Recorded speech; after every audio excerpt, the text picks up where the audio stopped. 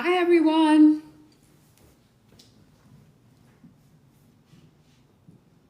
Hello, welcome to Broke Dude Diaries. So excited for everyone to join. Welcome to Broke Dude Diaries, you guys. Hi. Wow, Robert joined. Robert joined through the invite. You said, did I send somebody an invite? Who knows? Hi, Sasha. Hi, Rolla. Hi, Joanne. Good evening, Robert. Robert, did I send you an invitation? Huh. I wasn't sure. I did. How did I send you an invitation? I didn't even know I sent you an invitation. That's interesting. All right.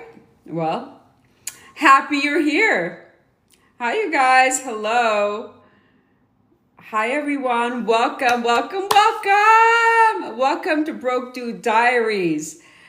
We have three very important questions, and I'm just waiting for everyone that sent in questions to join because it's going to be very, very interesting, the questions that we have. And for those of you that don't know, we do this every Monday, 4 o'clock in the afternoon Pacific time, 7 o'clock Eastern time. We call it Broke Dude Diaries, where I have viewers and my followers or TikTokers send me questions about their broke dude stories. We share them. You also sent me invitation too from you. Really? So funny that I'm sending all these invites without even knowing. I'm gonna have to check with my social media person as to why we're getting all these invites out. But I mean, I'm happy you joined. Hi, you guys. Hello. Hi, everyone, for joining Broke Dude Diaries. All right. We have three questions that came to us from our viewers that we are going to answer. And the first person that sent questions, she's on. So let's get to it. Why does my hair keep sticking up? Oh my God, my hair. Today's just been a rough day. I am feeling under the weather today, but I don't know why. I feel like I have a temperature, but I don't have a temperature. So I don't know what is going on. So let's see. All right. He said he'd handle the finances, then all our bills go late. Okay. Let's hear this. I'm a 33-year-old female, and I am is she on? Yeah. I'm a 33-year-old freelance graphic designer, and with a decent income, but it's inconsistent. My boyfriend, who's 34, used to work in finance and said he'd take care of the budgeting so I could focus on growing my business. I thought that was sweet until I realized what handling finances meant to him. He paid nothing, not one bill. He had no job, no income, and was too stressed to apply for anything. Meanwhile, I started getting late notices on rent, credit card bills, utilities. When I asked where the money went, oh God, you gave him money for this and he still didn't pay it. Okay. When I asked where the money went, he said he was waiting for my income to stabilize before paying anything. What does that have to do with anything? That's so weird. My credit score took a hit while he sat around watching YouTube videos on trading day, on day trading. And yet somehow he still had the nerve to suggest I was bad with money because I spent too much on groceries. Do I cut my losses and go solo or try to fix what's clearly a sinking ship? Hello, Melissa. Hi. All right. So this is crazy. This is crazy. So first of all, this is what the issue is men thinking that they're better with money than women are. Okay. And that is completely and utterly false and incorrect. Okay. Study after study shows that women are better investors than men, that we know how to handle money better than men do. Okay. And I write about this in the book, that we know how to handle money. We know how to invest, but we've been brainwashed to believe that we don't know anything about money. Hand it over to the dude and let him take care of it. Okay. And that's a huge issue because When that happens, you lose control over everything. And when you lose control over your finances, you lose control over your life. And people need to understand this. And sis, let me just tell you, he said that he's going to take care of all the budgeting so you could focus on growing your business. And you just let him? You just let him do that? Didn't you check up? Hey, what are you doing? Did you pay this bill? Did you pay that bill? I mean, you gave him all the money. Shouldn't you be just kind of checking up to see what he did with it, or if he did anything with it? I mean, that's on you. You can't blindly trust somebody with the money that you're giving them, first of all. So he basically stole your money, by the way. He says that he's waiting for your income waiting for his income to stabilize before paying anything. What does his income stabilizing have to do with paying something? Does he have an income, or is he just waiting for it to be stabilized? Right? I don't know. Yes, Robert says he's totally using her. Exactly, he's using you. And Sue says, yes, you give up all your power. Yeah, absolutely. So now your credit score is taking a hit, right? And he's not doing shit. He's watching YouTube videos on trading. I mean, okay, I'm all about teaching yourself better things, becoming better. I'm all about that, okay? But what I'm not about is not doing shit while you're trying to teach yourself something. Get up off the fucking couch. Go and get a damn job. Do something. And the fact that he's not doing something tells you everything you need to know about him. You need to cut your losses and you need to leave, because he's basically stolen your money. I mean, you didn't tell me what he did with it, but he didn't pay the rent. He didn't pay the credit card bills. He didn't pay the utilities, right? So if that's not what he did, I want to know what he did with that damn money. All right, keep it moving. All right, our next one, let's see. Is this person on? Yes, okay. All right, here we go. Next Broke Dude Diaries question. I am 28. I helped him get his life together. Now he says he needs space. Oh, God. Oh, these are my favorite. I mean, my least favorite. I'm not happy about it, but it's ridiculous. All right. I'm 28. I make 6 figures working in tech. When I met my boyfriend, 29, he had just gotten out of a toxic relationship, had no job, no car, and was sleeping on a friend's couch. That was your first clue that you shouldn't be fucking with this guy.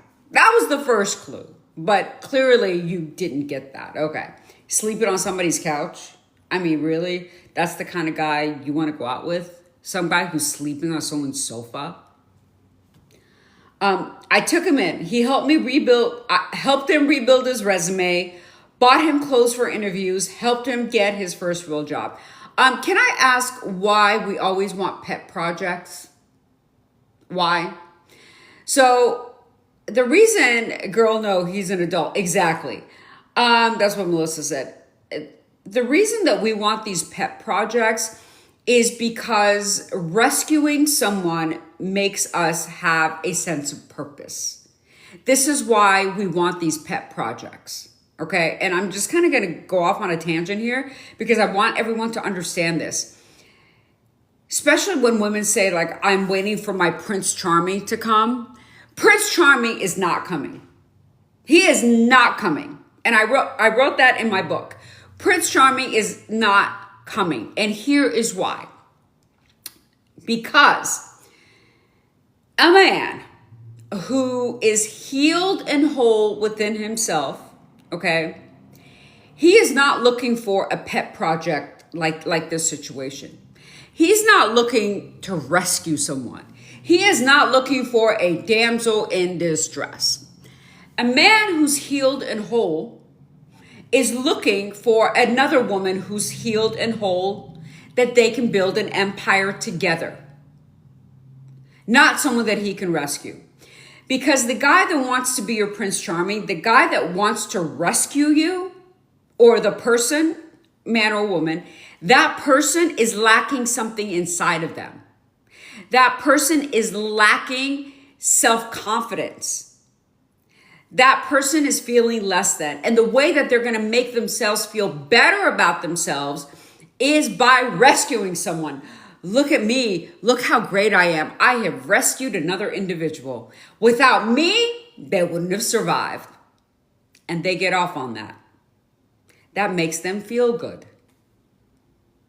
But how that manifests itself in the relationship is that it comes in the form of insecurity, in the form of control, and that person's always going to feel less than, and they're not going to clap for you because now that they rescued you, right, they want you to remain that same person that they rescued. They want you to remain that damsel in distress and to need them. They enjoy someone needing them because they don't have enough self-confidence within themselves because, like I said, they're not healed and they're not whole. So when someone is going to try to come up, so you were a damsel in distress or, vice versa, whatever, you save this person and now this person wants to come up in life, wants to get an education, wants to get a job, wants to do whatever else it is. Now, guess what? They're not going to want you to do it. And you know why? Because that makes them lose control over saving you. That makes them lose control over being the savior of everybody else. They can no longer say, look what I did. Look how I saved this person. Right? That's the issue. And that's why you never, ever want anyone to save you, and you never, ever want to save somebody. Especially men, because men have been ingrained in their head that they need to be the saviors of women. And that makes them feel good about themselves. And the second that they don't have to be your savior anymore, it's a wrap. They're going to feel insecure. They're going to be like, who are you going with? Who are you talking to? Are you cheating on me? All that stuff. They will never clap for you. They will never, ever clap for your success. Because a person who needs you to be reliant on them is not going to want you to be successful. That person is not going to want you to excel in life. They want you to stay where you're at, dependent on them, so that they can control you and they can feel better about themselves. Okay? So that's why you never want to rescue someone. Sorry I went on a tangent, but this just like triggered me to talk about that. Okay. So let's go back. She helped him rebuild his resume, bought him clothes for interviews, helped him get his first real job in years. Yeah, why are you doing that? He's a grown-ass man. He is not your fucking child. Keep it moving. We moved in together. I paid the deposit, of course, and supported him emotionally, financially, and mentally through everything. He said I was his angel. Oh, see? He said I was his angel. Exactly. He said you were his angel. So fast forward, he now has a decent job, friends, stability, and his confidence back. All right, great. Let's see what's happening with your relationship. Last week, he sat me down and said, I think I need space to figure out who I am on my own. Wow. Are you kidding me? She says. I'm trying to stay calm, but it feels like I was his rehab center. Yep. And now that he's healed, he's ready to date someone else. Do I confront him, cut ties, or did I just get finessed by a man with a glow-up plan? Here's what happened. Having someone be your mother is not hot. The way that you act toward your significant other, if you're acting like their mother, which is you helped them rebuild, bought him clothes, helped him get his first job. I mean, women do this all the time. Okay? And men do too. I'm not saying men don't, but we've been conditioned differently. So the second that you act like somebody's mother, that's when that other person's penis is going to go limp. Okay? Thank you. I appreciate my shirt is cute, right? Thank you. That's not hot. Being someone's mother is not hot. So you acted like his mom. And now he's not attracted to you anymore. And he's going to go and do whatever the hell he needs to do. But that's on you, girl. That is on you. Because it doesn't seem like this dude asked you to do any of these things. You just did it on your own. And I've been there. I've done the same thing. That's why I wrote Never Date a Broke Dude. I've done the same damn thing. And he broke up with me. Okay? So this is on you. You have to understand what you did. You have to understand why you did it. And you weren't just trying to help somebody out. Because you get whatever we get, if we don't get something from it, we don't do it. So you obviously were getting something from helping this guy get on his feet. And it's typically because, again, I said in the beginning, is that it makes you feel better to rescue someone. You are the savior of this person. The problem is no one wants to fuck their saviors. It's not hot. And that's what you did in this relationship. And this is why he's leaving. So you can confront him. Yeah, definitely cut all ties. But I'm not sure if you got finessed, because it seems like, girl, you finessed yourself. You finessed yourself. Let's see what the comments have to say. Thank you so much for the gifts, everyone. They keep wanting more anyway. Yeah, African Queen said that. Yeah, right. They keep wanting more. It's never going to be enough. It's never going to be enough. All right. Let's see. All right. The last question. Let's see if this person is on. The last question. Yes. All right. Here's our last question for today. Welcome to Broke Dude Diaries. If you haven't been here before, we talk about broke dude stories. I get questions about people's broke dude stories, and we talk about it and give them advice. So here's the last one. He says he's manifesting money, but I'm the one paying the bills. Apparently, he's a shitty manifester. All right, let's keep it going. I'm 30. A female, I work in real estate and hustle hard to maintain my lifestyle. Mortgage, car, investments, all on me. My boyfriend, who's 32, is really into spirituality, energy work, and the law of attraction. He says he's manifesting financial abundance and refuses to get a job because it would block his alignment. That is a new one. That, my friends, is a new one. Meanwhile, I'm the one paying rent, feeding us, and keeping the lights on. He says we're a team, right? Well, if you're a team, that means you have to contribute, right? I'm just checking, right? I mean, if you say you're a team with somebody, doesn't that mean that you're actually contributing to something? Just asking a question, but okay. He says we're a team, but when I asked him to even do chores, he claims housework lowers his vibration. Wow. All right.